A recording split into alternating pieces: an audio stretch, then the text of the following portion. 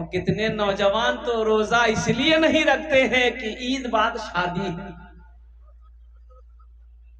ईद बाद शादी है। अबे शादी ना है कि कुश्ती लड़ना है, तुम शादी है ना है, वहां क्या करना है तुमको, रोजे नहीं रखेगा। मां बोलेगी बेटा तू रोजा मत रखे, तोर गाल पिच की। ताज्जुब वाली बात, रोजा रखने से गाल नहीं पिचकता है। नौजवानों रोजा रखो, अल्लाह राजी हो जाएगा, अल्लाह खुश होगा, अल्लाह तेरे जिस्म के अंदर में ताकत पैदा फरमा देगा, अल्लाह तेरे जिस्म के अंदर में कुव्वत पैदा फरमा देगा।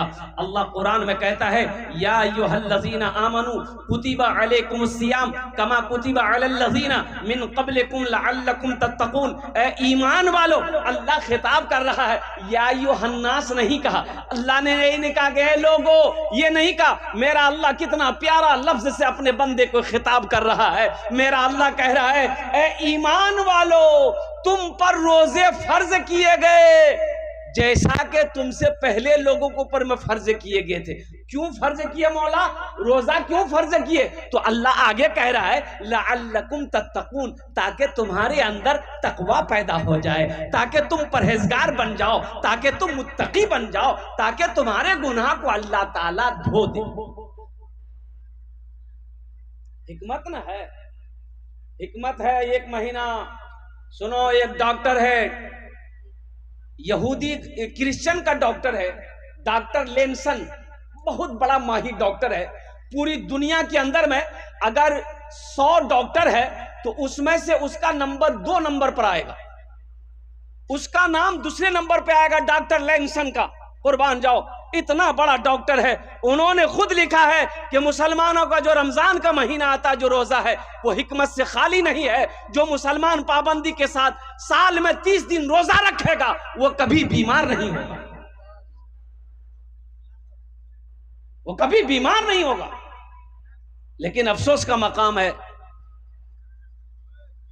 कि ये मुबारक महीना हम तक पहुंचता है, हम लोग इसका इकराम नहीं कर पाते हैं, हम लोग इसका एहतराम नहीं कर पाते हैं, हम लोग पाबंदी के साथ रोज़ा नहीं रख पाते हैं। इसलिए मेरे बच्चों, नौजवानों, अल्लाह ने अगर वक्त दिया है, अल्हम्दुलिल्लाह सेहत से हो, तंदुरुस्त हो, तो अल्हम्दुलिल्लाह रोज़ा रखो। हाँ, जो सख्त बीमार है, जिसकी दवाई चल रही है, डॉक्टरों ने कह दिया कि अगर आप दवा बंद करते हैं तो ख़तरा है जान को, तो उसके लिए रोज़ा वो कज़ा करे, जब सेहत हो जाएगी तब वो रोज़ा रखे। लेकिन थोड़ी मोड़ी बीमारी के लिए, खांसी है, हल्की सी खांसी है, हल्की सी सर्दी है, हल्का सा फीवर है, ये बीमारी का बहाना बनाकर रोज़ा को छोड़ देना, रोज़ा को कज़ा कर देना, ये गुनाह है,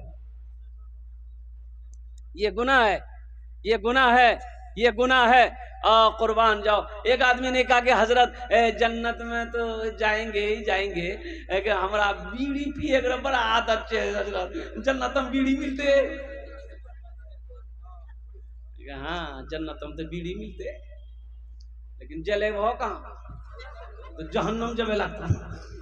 बोला बाप, बड़ा झमेला है वो। अल्लाह जन्नत के अंदर में दाखिल करेगा, अल्लाह इनाम देगा। नौजवानों, और एक पैगाम नौजवानों के हवाले से है कि मेरे बच्चों, मेरे नौजवानों, अपनी निगाहों को नीची रखो। ये जो मोबाइल है, ये मोबाइल अल्हम्दुलिल्लाह सुम्मा अल्हम्दुलिल्लाह बड़े काम का चीज़ है। अगर इसको सही इस्तेमाल करो तो ये बड़ा काम का चीज़ है, अगर इसका गलत इस्तेमाल करोगे तो गुनाहों से खाली नहीं है। रात की तारीकी हो, दिन का उजाला हो, बंद कोठरी हो, कहीं भी हो, इसका गलत इस्तेमाल से बचना, अपनी निगाहों को बचाना। एक बात याद रखना, जो शख्स अपने निगाहों को गंदी चीज़ों से बचाता है, गंदे गंदे गुनाहों से बचाता है, वो इंसान की नजरें कभी कमज़ोर नहीं होंगी, उस इंसान की नजरें कभी कमजोर नहीं होगी। कुर्बान जाओ।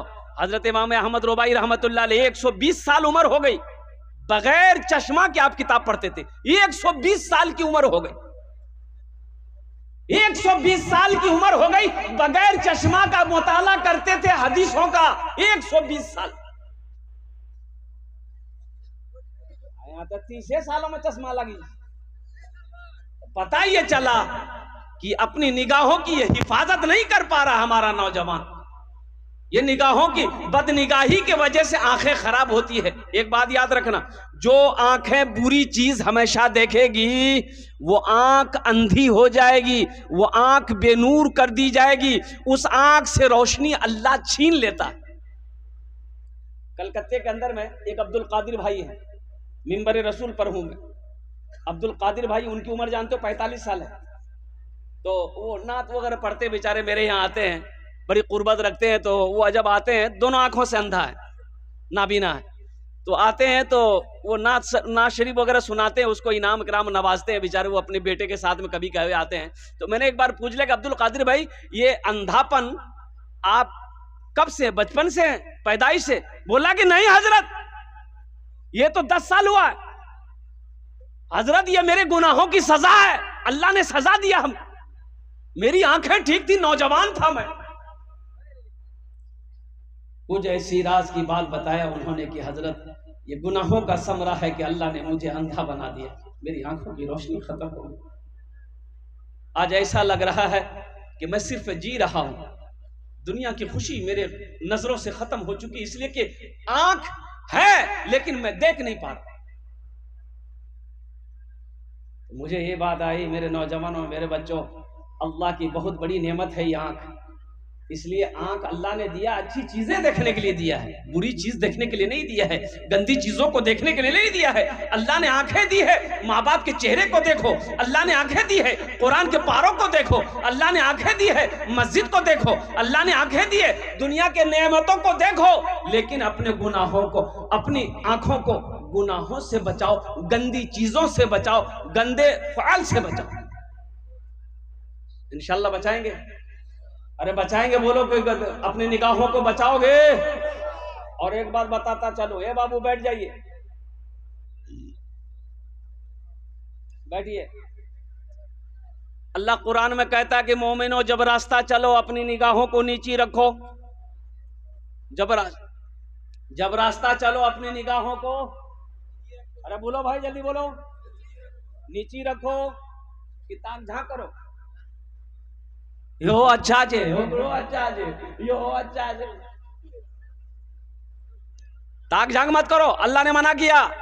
अपनी निगाहों को नीची रखो। औरतों को भी हुक्म दिया पर्दे का एहतमाम करो, मर्दों को हुक्म दिया अल्लाह, ए मोमिनो, ए मुसलमानों, ए मोमिनो, जब तुम रास्ते में चलो अपनी निगाहों को नीची रखो। पहली नजर माफ है, पहली नजर। अब मान कर रास्ते में चल रहे हैं, किसी और गैर महरम औरत पे नजर पड़ गई, मेरी नजर पड़ गई, तो नजर झुका लो, नजर हटा लो। ये नहीं टुकुर टुकुर देखो, ये माफ नहीं है। हम कहते हैं कोई पसंद है, मान के कोई लड़की पसंद है, शादी नहीं की हो, कोई पसंद है तो निकाह कर लो। क्या कर लो? हाँ, दूसरी पसंद है उससे भी निकाह कर लो, तीसरी पसंद है उससे भी कर लो। देखो हंस रहा है, अरे भाई पसंद है तो कर लो। चौथी पसंद है उससे भी कर लो। इसके बाद भी अगर तुम्हारी पसंद खत्म नहीं हो रही तो इससे पता चल रहा कि तुमको पसंद नहीं, खुजली की बीमारी है। इसका इलाज है बीटेक्स, बीटेक्स लगाओ, खुजली मिटाओ। और एक बात याद रखो, ये 4 करने का हुक्म अल्लाह ने किसको दिया? उसको दिया। आगे आयत में अल्लाह कहता है, अगर तुम इंसाफ कर सको, अगर तुम अदल कर सको, तब तुम्हारे लिए 3 है, 4 है, 2 है। अगर इंसाफ नहीं कर सकते हो, अदल नहीं कर सकते हो, तो तुम्हारे लिए एक ही काफी है। तुम्हारे लिए, तुम्हारे लिए, अरे बोलो भाई, एक ही काफी है। और सुनो, वो भी एक बीवी को अगर हलाल रोजी नहीं खिला सकते, कमा के नहीं खिला सकते, कपड़ा नहीं पहना सकते, बीमार हो जाए तो इलाज नहीं करा सकते, बदन में ताकत नहीं है, तो वो एक भी मत करो। फिर क्या करो? एक तस्बीह ले लो, किसी पहाड़ पर चढ़ जाओ, अल्लाह अल्लाह करते मर जाओ, झमेला खत्म, ब्याह करने की जरूरत नहीं। बात समझ में आ रही है? लेकिन ताक झांक नहीं करना है। ताक ताक झाग नहीं करना है, अपने निगाहों को बचाना है, अपनी नजर को बचाना है। ये जो रमजान का महीना है, इसलिए मैं कह रहा हूं कि रोजा सिर्फ भूखे रहने का नाम रोजा नहीं है। रोजा सिर्फ ऐसा नहीं कि खाना छोड़ दिए और क्या कहते पानी छोड़ दिए, चाय छोड़ दिए, अब बाकी सब काम जो रोजाना हम 11 महीना करते हुए हैं, झूठ भी बोल रहे हैं, गीबत भी कर रहे हैं, चुगली भी खा रहे हैं, लड़ाई भी कर रहे हैं, झगड़ा भी कर रहे हैं, बगैर इजाजत किसी की सामान भी ले रहे हैं, ये तो रोजा नहीं हुआ। आप सिर्फ भूखा है, रोजे का सवाब नहीं मिलेगा। भूखा भूखा सिर्फ भूखा है, आप प्यासा हो। रोजा हाथ का भी रोजा है, आंख का भी रोजा है, कान का भी रोजा है, जबान का भी रोजा है, पैर का भी रोजा है। आंख का रोजा क्या है कि रोजा जब रखो तो अपनी निगाहों से कुर्बान जाओ। रोजा रखकर फेसबुक चलाना रोजे का सवाब नहीं मिलेगा। एक बात याद रखना, कितना लोग टाइम पास करने के लिए मोबाइल चलाता है रमजान के महीने में। ये जो फेसबुक खोलोगे ना, फेसबुक चलाओगे, रोजा रखकर फेसबुक चलाओगे तो रोजे पे खतरा है। रोजा खतरे से खाली नहीं है, इसलिए कि फेसबुक में सिर्फ अच्छी चीजें नहीं है, बुरी चीजें भी है। अपने निगाहों को कितना बचाओगे, इसलिए बेहतर है कि 1 महीना के लिए फेसबुक को ताला लॉक कर देना। भाई रोजा सिर्फ भूखे रहने का नाम रोजा नहीं है। रोजा आंख का भी रोजा है। आंख का रोजा क्या है कि रोजा रखकर किसी बुरी चीज, गंदी चीज को नहीं देखना है। कान का रोजा क्या है कि रोजा रख करके कोई बुरी चीज, आवाज नहीं सुननी है, गाना नहीं सुनना है, गीत नहीं सुननी है। ओहो, हाथ का रोजा क्या है? हाथ का रोजा ये है कि बगैर इजाजत किसी के सामान में हाथ नहीं लगाना है। पैर का रोजा ये है कि रोजा रखकर कोई गुनाह की जगह नहीं जाना है। ये पूरा जिस्म का रोजा होगा, तब मुकम्मल रोजा होगा। अल्लाह इसका अजर देगा, अल्लाह इसका सवाब देगा। अब वो जो अल्लाह का इनाम होगा, रोजेदारों को अल्लाह इनाम देगा, वो इनाम होगा अल्लाह अपना दीदार कराएगा। इंशाअल्लाह तौबा करेंगे गुनाहों से। भाई साबिका गुनाहों से तौबा करेंगे? कितने लोग तैयार, हाथ उठा इंशाअल्लाह अपने साबिका गुनाहों से तौबा करेंगे। अल्लाह इन हाथों को उठवाना मेरा काम था। अल्लाह हमारे बच्चों के, नौजवानों के, बूढ़ों के, बुजुर्गों के, हमारी माँ बहनों के, या अल्लाह खताओं को, गुनाहों को मिटाना तेरा काम है। या अल्लाह हम तमामियों के गुनाहों को, खताओं को, लफ्जिशों को माफ़ अता फरमा दे। आमीन बोले अल्हम्दुलिल्लाह। अल्लाह के रसूल सल्लल्लाहु अलैहि वसल्लम मस्जिद नबी में तशरीफ फरमा है। बनी इसराइल के ज़माने का एक वाक़या सुना रहे हैं, ये किस्सा सुना रहे हैं कि लोगों सुनो सुनो, ए लोगों सुनो, बनी इसराइल में एक शख्स था, 99 आदमी को मार चुका था, 99 आदमी का कातिल था, 99 आदमी को टपका चुका था। और कुर्बान जाओ, आखिर था इंसान था। यह सोचा कि एक दिन मौत आएगी, अल्लाह अपने कटघरे में खड़ा करेगा, मेरा अल्लाह पूछेगा, मेरा बंदा दुनिया में 99 आदमी को तूने मारा है, हिसाब दे। मैं क्या जवाब दूंगा? ये दुनिया है, शायद मैं तौबा कर लूं, अल्लाह मेरी तौबा कबूल कर ले। कितने आदमी को मारा भाई? भाई एक राहिब के पास गया, राहिब के पास, इबादत करने वाले के पास गया, बैठा जाके सामने। तो वो इबादत करने वाला राहिब बोला, हाँ भाई कहाँ से आए? बोला मैं फलां जगह से आया। बोला क्या काम? बोला काम कुछ नहीं है, बस एक मसला पूछना है। बोला पूछिए। ये शख्स कहने लगा कि मैं अब तक 99 आदमी को टपका चुका हूं, अब मैं तौबा करना चाहता हूं, क्या मेरी तौबा कबूल होगी? तो राहिब बोला कि चल दूर हट जा, तुझे शर्म नहीं आती? 99 आदमी को मारकर आया है तौबा करने, तेरी तौबा हरगिज कबूल नहीं होगी। बोला अच्छा नहीं होते? बोला नहीं। बोला अच्छा। निकाला तलवार। बोला जब तौबे कबूल नहीं होगी तो तुम भी जिंदा नहीं रहोगे। ये हम 99 का आंकड़ा काहे रखेंगे, हम 100 काहे मारेंगे? निकाला तलवार, मारा गर्दन में, उसका गर्दन उड़ा दिया। बोला जो 100 भाग ले। फिर कुछ महीने गुजरे, आखिर था तो इंसान था। एक आलिम के पास गया, आलिम के पास गया, आलिम से पूछा कि हजरत एक मसला है, आप बता देंगे? बोला कि बोलो क्या मसला है? बोला हजरत मेरा सवाल यही है कि मैं 100 आदमी को मार चुका हूं, अब मैं तौबा करना चाहता हूं, क्या मेरी तौबा अल्लाह कबूल करेगा? क्या मेरी तौबा कबूल हो जाएगी? उस आलिम ने कहा कि हाँ हाँ, तौबा का दरवाज़ा खुला है, अल्लाह तेरी तौबा कबूल कर लेगा। लेकिन सुनो, ये गंदी जगह है, यहाँ तो तेरी तौबा कबूल नहीं होगी। वो बस्ती देख रहा है, बोला हाँ। बोला जा, नेक लोगों की बस्ती है, परहेजगार लोगों की बस्ती है, मुत्तकी लोगों की बस्ती है, उस बस्ती में चला जा, उस बस्ती वालों के साथ में रह, अल्लाह तेरी तौबा कबूल कर लेगा। बड़ा खुश हुआ। अच्छा, हम कहते हैं ये आलिम साहब ने कह दिया कि हाँ तेरी तौबा कबूल हो जाएगी, इसकी भी खैरियत थी, नहीं तो 101 यहाँ हो जाता, 101 होता ना भाई। ये शख्स बड़ा खुश हुआ। अब उस बस्ती से निकला, अब वो समझ ले रंगपुरा। अब बस्ती से जैसे ही निकला, कुछ कदम आगे बढ़ाया होगा, ठोकर लगी, गिर गया। उठना चाहा, उठ ना पाया, हिलना चाहा, हिल ना पाया, जिस्म से रूह परवाज कर गया।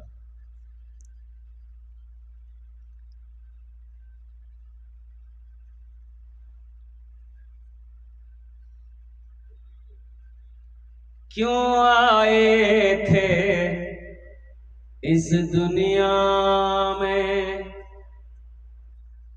क्यों आए थे इस दुनिया में, जाना है मालूम नहीं, सामाने सफर सब ठीक करो, कब होगा सफर मालूम नहीं, क्यों आए थे इस दुनिया में, जाना है मालूम नहीं, इस घर को बेहतर बनाए हो, जिस घर में रहना है 2 दिन, इस घर को बेहतर बनाए हो, जिस घर में रहना है 2 दिन, जिस घर में हमेशा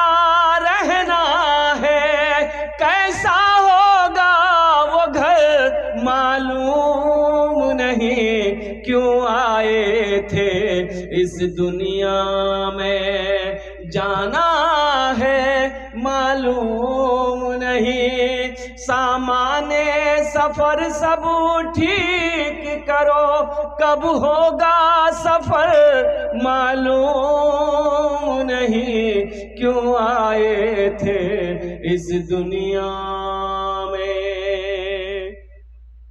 ठोकर लगी, गिरा, उठना चाहा, उठ ना पाया, जिसमें से रूह परवाज कर गई, इंतकाल हो गया। जहन्नम के फरिश्ते आ गए, जन्नत के फरिश्ते आ गए। जहन्नम का फरिश्ता कहने लगा 100 आदमी का कातिल है, 100 आदमी को मारा है, इसे मैं जहन्नम में डालूंगा। और जन्नत का फरिश्ता कहने लगा ना ना ना, ये जन्नती मेहमान है, ये मेरा मेहमान है, मैं इसे जन्नत में लेकर जाऊंगा, ये तौबा करने जा रहा था। तो जहन्नम के फरिश्ते ने कहा कि तौबा करने जा रहा था, तौबा किया नहीं था। लेकिन जन्नत के फरिश्ते ने कहा कि इन्होंने नीयत कर ली थी, नीयत को देखा जाएगा, इरादे को नहीं देखा जाएगा, नीयत देखी जाएगी। नीयत कर ली थी कि मैं तौबा करने जा रहा हूं। अल्लाह ने ये दिखाना हम लोगों को मकसूद था, अल्लाह ने तीसरे फरिश्ते को भेजा। बुखारी शरीफ की हदीस है, अल्लाह ने तीसरे फरिश्ते को भेजा कि जाओ उन दोनों से कहो आपस में ना झगड़े, उलझे नहीं। जन्नत के फरिश्ते जहन्नम के फरिश्ते आपस में ना उलझे।